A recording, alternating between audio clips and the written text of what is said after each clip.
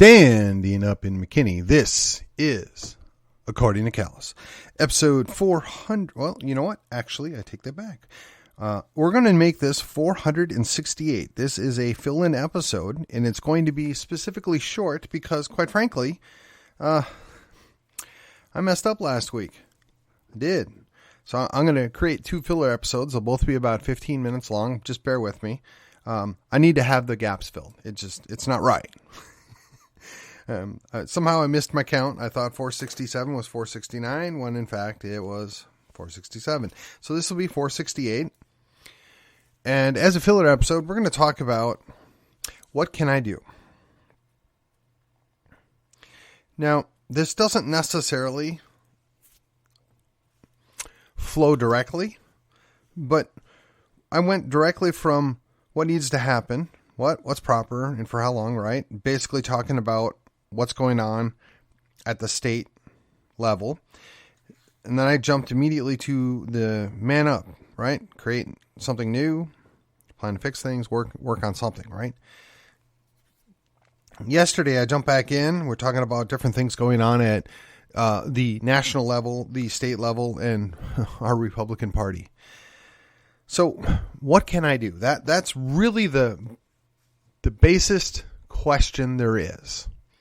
You as an individual, what can you do? Now, we've talked about this before.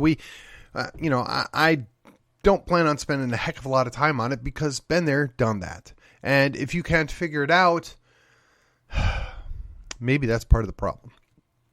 So let's start with something really simple. Make yourself a better person. How do you do that? Well, if you lack education, spend some time improving your education. If you lack understanding, spend some time talking to people that can help you understand things to bring it to a method to where you can deduce and figure things out on your own.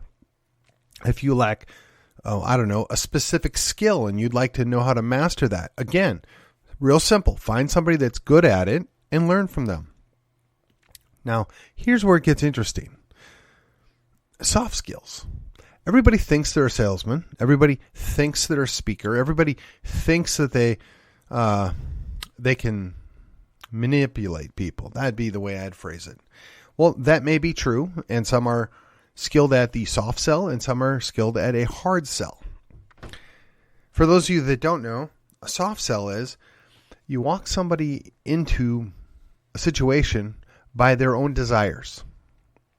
You don't make them do anything. You don't force them to do anything. A soft sell works when you have clients or customers that come to you looking for something. It doesn't always work when you're doing phone sales or door-to-door sales.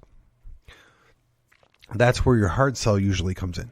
Now, the hard sell always leaves people with a bad taste in their mouth. It just does. And how can it not? You're putting somebody into a situation where maybe they weren't wanting to do that, or maybe they got themselves talked into it and then they regret it later on. But a soft sell, in contrast, is the idea they came to you or they requested you, and you go in and you walk through the situation with them, whatever it is, and you find out what it is that they want, and you sell them what they want. They always leave more satisfied. They always leave in a better situation. Now you might be asking, okay, that's fine, Callus, but why are you bringing that up? Well, because everything in life relates to this. You can't make somebody do something they don't want to do. Oh, yes, you can force them by threat of violence at the point of a gun. Yeah, that's true. But ideally, you want people to do things and you bring them to that decision on their own. You don't force them to do anything. They will reject it. They will fight back against it. They will prove to be your worst enemies at some point in the future. You're finding a way to give them what they want. Again, why do you bring this up? What's the purpose of this? Something you can do is negotiate, and negotiate in good faith. Negotiate with an open hand. Be willing to be transparent. Be willing to discuss what are the options. Be willing to think about what can we do here where we are both happy, both successful. It's often said in a business transaction, both people should leave a little unhappy, right? They should be a little unsatisfied, both people. I agree to a point, but I would much rather like to approach it from the standpoint of why can't both people be satisfied? I got what I wanted, or I got most of what I wanted. To me, that's the art of diplomacy. That's the art of negotiation. Both sides need to be able to walk away and say, yeah, I'm happy with what I got. Maybe it wasn't everything I wanted, but I'm happy with what I got. I'm pleased. That's a way you can better yourself. Just being able to accept where you're at and what you're doing and how you got there and what are you going to do next. Now, look, I know some of this sounds like, well, blather or something you get from, some tape. And that's true. There's nothing new here. This is all common sense. This is all public knowledge, if you will. But again, we're starting from the basest steps, right? What can I do? What should I do? So if you start with improving yourself, and once you get yourself to a point where, I can see market improvement. I'm in a better place now. I feel more fit, more secure, more balanced, whatever your terminology is. Then you look at how can I do better with my family? Do I need to spend more time with my spouse? I'll tell you, guilty as charged here, buddy. Or do I maybe invest differently my time with my spouse? Do I maybe choose to do more things that he or she, depending on your situation, actually wants to do? Again, the diplomacy thing here, right? One of the least favorite things I have is we run upon, and look, this is nothing unique, so I'm sure you've all experienced something like this. Well, what do you want to do tonight? I don't know. What do you want to do? Well, I was thinking about going to food. Well, I could eat. Where do you want to go? I don't know. What do you think? Now, I don't know about you, but at this point, I'm usually already ready to just go eat something. I don't even care at this point. My wife tells me, well, Stephen, I need some ideas. I don't exactly know what I want, but if you give me some ideas, I can tell you if I want that or not. Now, I got to tell you, that's not exactly something I want to do at 6 p.m. on a Friday night. But, gentlemen, this is what you do. There's a reason why the phrase happy wife, happy life exists, because you have to take care of your partner. You have to give to your partner. You have to be a good partner. So I got to tell you, it's tough, but that's the next step. Your kids, right? Are you neglecting your kids? Are you spending time with your kids? Are you providing for kids? There's so many different ways to look at that, but it's you. It's your own self-reflection. What do I think I could do better? What should I do better? Or maybe, quite frankly, you could ask your kids, what could I do for you? What should I do? What would you prefer? What would you like? Now, granted, a 5-year-old's probably not going to know. A 12-year-old might not know. But you can help them figure it out. You could find out what's important to them and choose to invest in that. I tried to do that. I like to think I was somewhat successful at it. I don't know. You probably have to ask my daughters. But again, how can you do better? So if you focus on yourself first and your family second, and look, for those of you Christians out there, yes, no, I'm not discounting the importance of your relationship with the Almighty and, getting straight with Jesus. No, that's not it at all. This is just a more general way of looking at things. There assumes that you've got a relationship there. I've been very clear about that in the past. I'm not going to rehash that right now, but just so in case anybody forgot, that's assumes my worldview. Okay? So what else can you do? Well, therein lies the rub.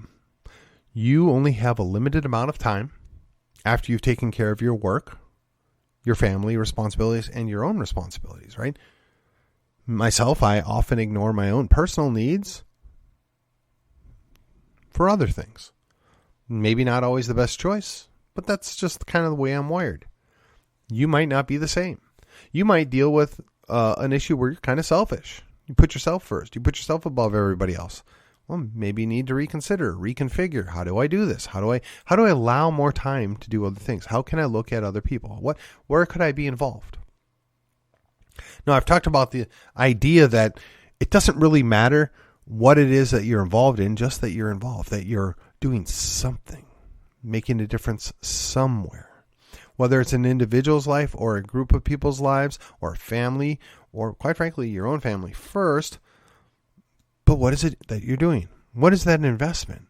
What is your end goal? And if you don't know that, you need to consider that when you're making these decisions. So now I'm reflecting on the idea, right?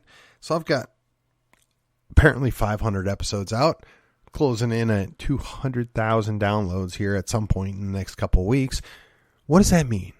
What's the value? What did I bring to the party? Well, I would tell you that I think I offer a somewhat unique spin on things. I do talk about local issues as much as possible. I try to remain objective. Look, I've got my own opinion on plenty of things, and I'm not afraid to share them. But you also have to be balanced and even-handed. And when you look at something, you have to acknowledge that somebody else might have a point. They might have a point of view, which maybe it's not congruent with what you think, but it's reasonable, it's rational. And you have to be willing to look at it in a fair light. I like to think I excel at that. But you, my listeners, could, give me a little feedback on that one. That's fair, right?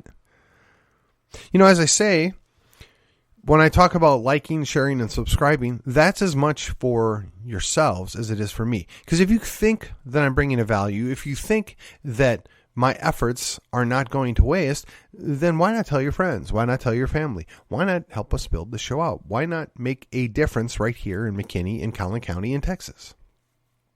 Now look, I don't claim to have an answer for everything. I don't claim to know everything. And I don't claim to always be right.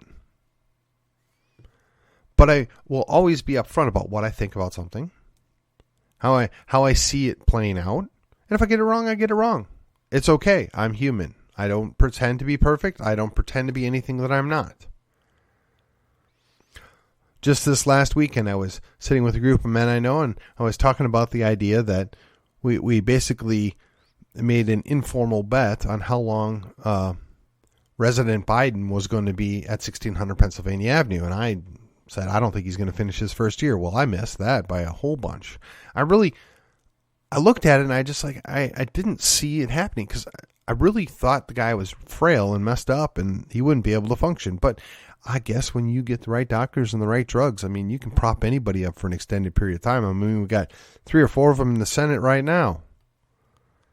So Joe isn't unique. And that's the other thing. It's real easy to go hard on stuff. It's really easy to poke fun at things. It's real easy to just talk smack all day, every day. But to dial it back just a notch, to look at things a little bit more objectively, to try and be a little bit more even-handed on things, that's the challenge for me. Because, look, my default answer is, Sleepy Creepy Joe and useless and this and that. But really and truly, let's look at it. We've got an entire neocon wing that wants us to get involved in the war in Ukraine against Russia. And they're salivating at the idea of fighting over Taiwan. Now, you and me out here, we're like, what are you, crazy? We don't want that. But Sleepy Creepy Joe, right? Resident Joe, he's not rushing down that road. Now, he might have his own motivations or reasons for doing that. I certainly don't believe it's for what's best for the United States or for us in general. But I guess I can't be too mad about that, right? Maybe he just makes more money this way. I don't know. But it's real easy to dismiss it. It's real easy to poke fun of him. It's really easy to just assume the worst. But is it possible? Is it possible that there is a legitimate concern or there's something holding him back? I don't know. But is it fair to give the guy some slack? Maybe. There's really nothing in my mind that would tell me he's doing it intentionally or that his handlers are doing it intentionally, probably more accurately. But again, we could spend all day talking about national politics that we have zero control over, zero influence over, and quite frankly, it's way beyond.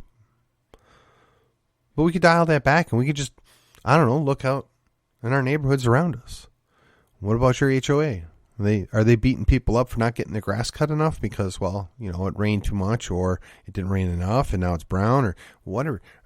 Have you thought about, I've got my stuff under control. Maybe I can go help my neighbor. Maybe I can do something else. I could tell you right now, I need to go cut my lawn, but I didn't have time to do it today. So guess what? I'll probably be doing that Thursday night. You know what? It's just life. We all have things to do. The work never stops. And that's why we were created. How do you better yourself? What can we do? What should we do? Well, again, it depends on you, your circumstances, your location, your age, right? All these things factor in. What kind of time do you have? What do you want to devote? What is it you want to see? I can't answer that for you. I can't give you a directive. I mean, at times I don't even know for myself. Well, what kind of guy would I be to try and order other people around when I'm not 100% sure? It comes from reflection. It comes from a little trust. It comes from listening to those around you who actually have your best outcome in mind. It also comes from having people that you can trust in your life. So if you don't have at least one or two people in your life that you can trust, and I'm talking beyond your spouse here, because look, you're going to go to your spouse about everything eventually, but there are just some things that maybe you need to talk to somebody that's not your spouse about and get things sorted out on your own before you go have that talk. Or maybe you had that talk and it went sideways and you need somebody else that's not your spouse to go talk to. Now, presumably, guys, you would be doing this with another guy and not another woman that's not your wife, because that never ends well. Likewise, ladies, I would imagine that you should follow the same rule of thumb. You don't go hang out with other men that aren't your husband, and you meet with other like-minded women and discuss or work on these things. But at the end of the day, you have to decide, who do you trust? Who's looking out for what's best?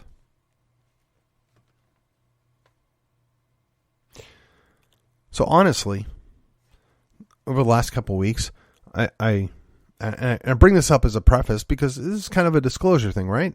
I've been in the midst of something. I've been working on, a possible outcome, a decision. And I made what I feel is the best decision, and everybody will benefit from the conversation. But my reward for doing that was not a reward at all. It was a punishment. People that should know me, should trust me, have decided that it's just quicker and easier to run you in the ground, to stab you in the back, to talk nonsense about you, rather than actually pick up the phone and ask a question. No, not everybody. Not even probably a majority. But it was enough. But it really boils down to, do I care what these people think?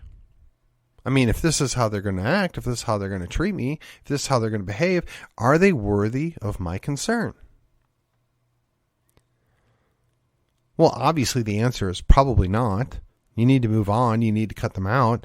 But that's not something that's easily done. That's not something you can just flip a switch on. I mean, I do know people who can do that. I am not one of them. But it's a challenge. I mean, how do you walk away with people that you've partnered with on other things in the past that you respect? And they do that to you.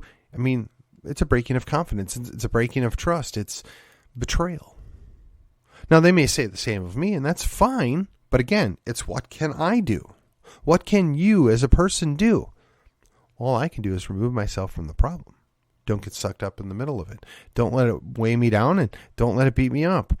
I'm going to do what I think is the right thing, and I'm going to move on. And I encourage you to keep doing what you think is the right thing.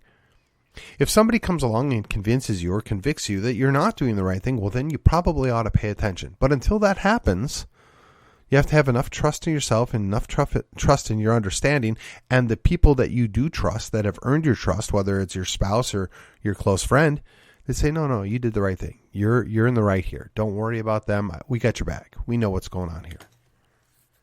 Well, I'm fortunate because I do have that. And I want for you to have that. I want for you to make sure that you have that, because look, nothing's ever easy that's worth it. It's always a challenge. Everything's a challenge. What can you do? You can improve just a little bit every day. Pick your thing. Pick your poison, as they say, right? Yeah, no, this is supposed to be a brief, reflective episode on what can I do? I see all this other stuff that's beyond my control. I see all these problems, but just let's take a time out. Let's take a deep breath and think about, well, what can I do? And once you get yourself and your family under control in a good enough place, if you will, right? Then you can look at the other things. Now, I'm blessed. I've got 30 years under my belt with a wife that still loves me a lot, and I love her the same. I got 2 kids that are grown and, doing their thing. And I have the time that I can work with my passion. I've got a regular full-time job that keeps me plenty busy, and I've got 2 part-time gigs. One's politics and one is this podcast. This my passion project, if you will. And as long as I'm able, notwithstanding the fact that I'm about 3 hours late today, 4 hours late, whatever, but notwithstanding that, I'm going to continue to do this because I think every day it makes just a little bit of difference. Even if it's just me, even if nobody else were to listen to this one, we know that's not true, but even if it was true, I benefit from this. And I think if you follow along, if you're involved, right? You've subscribed, you followed, you joined the group, whatever. I think you'll gain just a little bit of insight, a little bit of extra. Look, I know there's tons of people that drive all over the place. Pop it on. 15 minutes. Most of my episodes, if you play it at 1.75 or double speed or whatever your preference is, I'm done in 15 minutes. I want to respect your time. I want to try and talk about something a little bit new, a little bit different every episode. Sometimes it's a pep talk. Sometimes it's a calling down for mercy. Sometimes it's just beating people up that deserve it, metaphorically speaking, of course. But if you're not gonna be willing to do the work on yourself, why should we believe you're gonna do the work for anybody else or for anything else? And with that, we've now broached the 21-minute mark here, and we're going to cut it off. Join me again. We'll be back for episode 469. Until then, I will see you. That's right, on the other side.